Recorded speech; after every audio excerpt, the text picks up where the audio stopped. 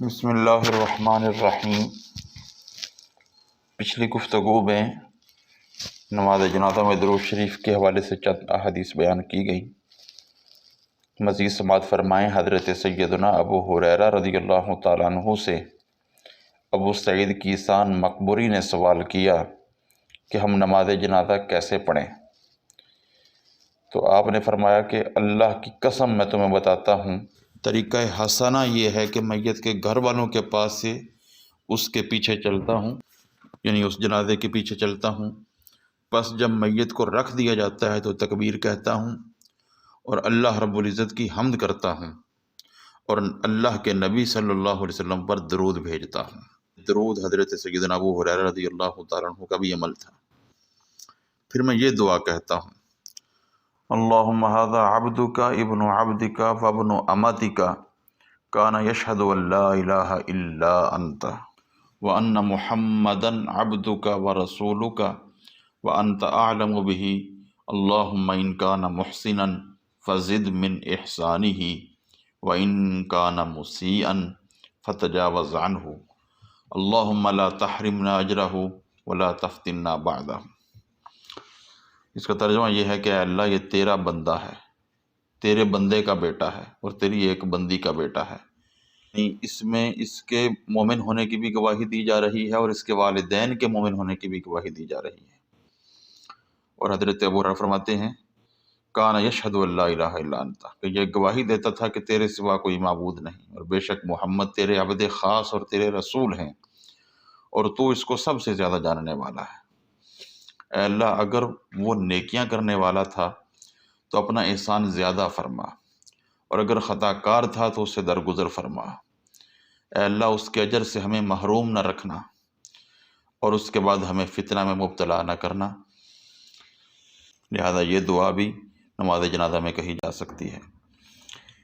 ہمارے ہاں نماز جنازہ کی دعا جو مشہور ہے اس کا حوالہ ذیل میں افادتاً پیش خدمت ہے۔ لہذا نماز جنازہ میں ان احادیث میں مذکورہ دعاؤں سے کوئی ایک پڑھنا بھی جائز ہے، اور یہ سب دعائیں پڑھنا بھی نہ صرف جائز بلکہ زیادہ اولیٰ ہے، کیونکہ ان دعاؤں سے نہ صرف جانے والے کو فائدہ ہوگا بلکہ نماز جنازہ پڑھنے والے بھی اجر عظیم کے مستحق ہوں گے۔ سماعت فرمائیں عن ابی ہریرہ رضی اللہ تعالیٰ عنہ، حضرت سیدنا ابو ہریرہ رضی اللہ عنہ فرماتے ہیں کہ رسول اللہ صلی اللہ علیہ وسلم جب کسی جنازہ پر نماز پڑھتے تو یہ دعا کرتے تھے جو ہمارے ہاں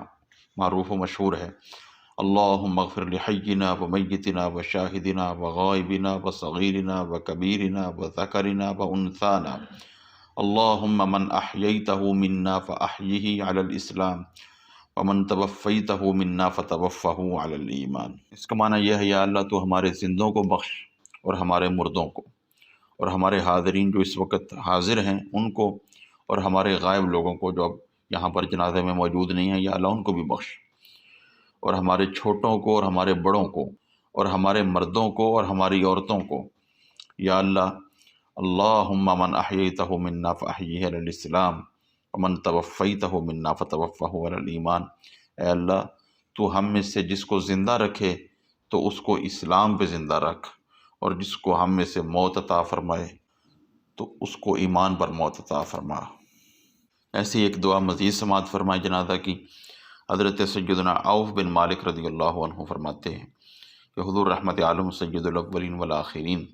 سیدنا محمد الرسول اللہ صلی اللہ علیہ وسلم نے ایک جنازہ پر نماز پڑھائی